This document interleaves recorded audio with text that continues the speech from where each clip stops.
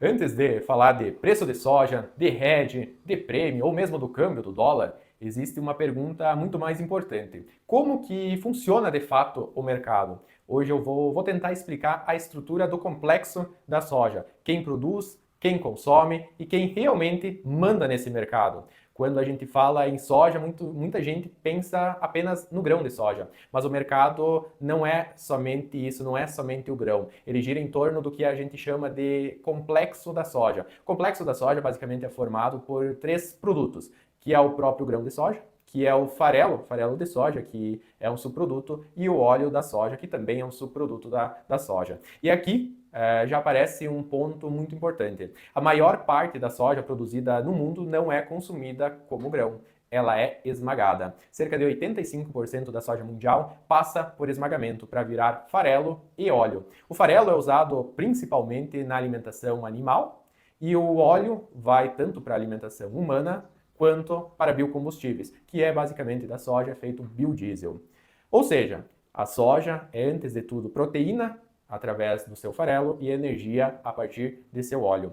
Agora vamos falar um pouco, olhar para o lado da oferta. A produção mundial da soja no último ciclo ficou em torno de 427 milhões de toneladas. E esse é um mercado extremamente concentrado. Poucos países respondem pela maior parte da oferta global, da produção no caso. Os três principais produtores são o Brasil, em primeiro lugar, com 171 milhões de toneladas produzidas no último ciclo, Estados Unidos, em segundo lugar, com 116 milhões de toneladas, e a Argentina, que no último ciclo produziu cerca de 51 milhões de toneladas. Historicamente, os Estados Unidos foram o maior produtor de soja, mas a partir da safra 2019-2020, o Brasil assumiu essa liderança e desde então, a cada ano, ele vem ampliando essa diferença. No caso, agora estamos falando de 171 para 115, 116 milhões, uma diferença bem significativa. A Argentina tem um papel diferente, ela é estratégica, mas muito mais ligada ao processamento da soja do que à produção de grãos. Além desses países, Paraguai e China também produzem soja, mas em volumes bem menores se nós compararmos a esses três que nós citamos. Essa concentração em poucos países faz com que qualquer problema climático tenha impacto direto na oferta. Um bom exemplo foi em 2019. As chuvas excessivas durante o plantio da soja nos Estados Unidos geraram uma quebra de cerca de 24 milhões de toneladas. Isso não afetou apenas aquele ano. Os preços continuaram sustentados nos anos seguintes, enquanto o mercado buscava recompor esses estoques que foram perdidos naquele ano. Agora vamos para o outro lado da mesa, vamos falar um pouco do consumo. Como eu falei no início, a soja é consumida principalmente de forma indireta. Ela vira ração para a produção de proteína animal e óleo para combustível ou mesmo consumo humano. Por isso, dois mercados impactam muito o preço da soja.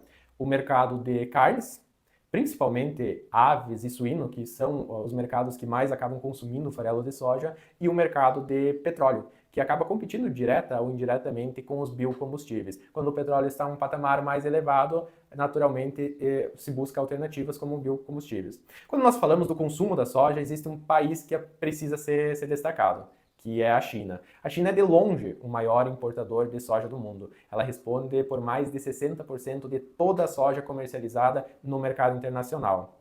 No caso do Brasil, por exemplo, das 171 milhões de toneladas que foram produzidas no último ciclo, cerca de 83 milhões foram exportados para a China. Isso está diretamente ligado à segurança alimentar lá da China e à produção interna de proteína animal. E aqui fica um ponto muito importante. Qualquer mudança no ritmo de compra da China mexe no mercado mundial. Quando falamos em exportação, novamente, poucos países concentram a maior parte desse volume. O Brasil é hoje o maior exportador mundial de soja, quando nós falamos soja em grão, da mesma forma que é o maior produtor. Na temporada de 2025, agora na última, deve exportar cerca de 109 milhões de toneladas ao todo. Esse volume é praticamente equivalente a toda a produção dos Estados Unidos, que é o segundo maior produtor. Os Estados Unidos também exportam bastante, cerca de 43% do que produzem. Esse número já chegou a ser de 55% na safra ali entre 2016 e 2017, antes da primeira guerra comercial que Estados Unidos e China enfrentaram ali no primeiro mandato de Trump, em 2018.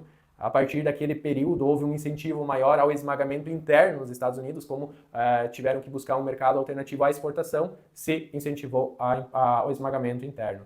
Já a Argentina exporta menos grão, mas é extremamente relevante na exportação de farelo e óleo. Isso ocorre por uma conta de incentivos fiscais à industrialização. O esmagamento anual argentino fica acima de 40 milhões de toneladas, ou seja, mais de 80% da sua produção é esmagada dentro do país. Outro fator fundamental no mercado de soja são os estoques. Os estoques funcionam como um verdadeiro colchão de segurança do mercado. Estoques baixos deixam o mercado mais sensível. Estoques elevados tornam o mercado mais defensivo. No ciclo atual, o estoque global é estimado em cerca de 123 milhões de toneladas. Isso representa aproximadamente 30% do consumo mundial, que gira em torno de 413 milhões de toneladas. Em 2021, por exemplo, essa relação entre estoque e consumo chegou a 26% e isso foi suficiente para gerar um rally expressivo nos preços da soja.